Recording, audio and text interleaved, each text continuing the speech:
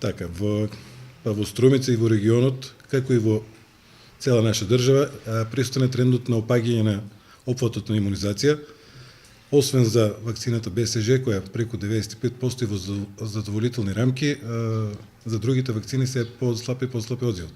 Антивакциналната кампања си го зема својот данок. Ни се враќаат болестите од 20 век. Така, болестите од 20 век ни се враќаат веќе во нашето соседство, односно нашиот северен сосед. Веќе имаме и смртни случаи на сипаници. Каква е состојбата со малите сипаници кај нас? Како што кажавте, веќе во нашето соседство, Србија, Република Грција, се присутни случаевите на морбили.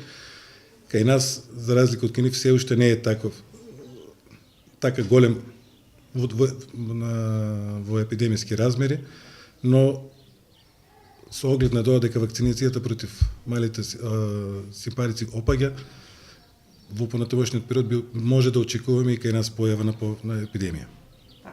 Имавме изминатите неколку месеци појава на мали сипаници во изолирани случаеви кај популација од 30 до 40 годишни пациенти, кога и не била воведена вакцинацијата во земјава.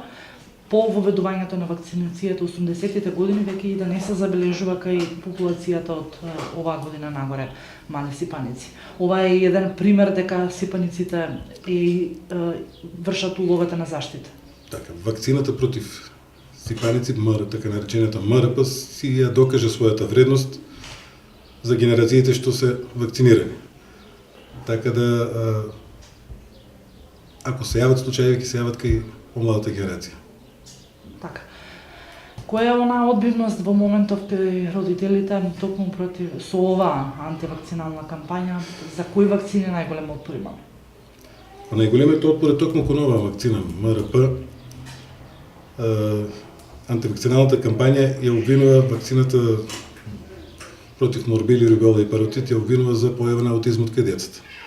Иако тоа веќе е докажано со повеќе студии дека не е точно, се уште владее мислењето за дека таа ја предизвикува аутизмот. Така, што се случува со ХПВ-то? Со ХПВ-то одзивот и кај нас е се уште мал, негде околу 45%, со тоа што веќе постои тенденција дека луѓето ја прифаќаат оваа вакцина, но се уште е тоа во некои граници кои што за нас како работници што работат во имунизацијата не се задоволителни резултати. И конкретно за околу вакцините, може ли да ми кажете од каде доаѓаат нашите вакцини? Колку се безбедни? Веќе последните години Нашите вакцини се од реномирани производители од Франција, Белгија, така да се безбедни, минуваат ригорозни контроли пред да бидат употребени како вакцини, така да, како што изјави нашиот министар здравство, вложувањето во вакцинацијата во вакцините е за вложување во еднината на нашите деца.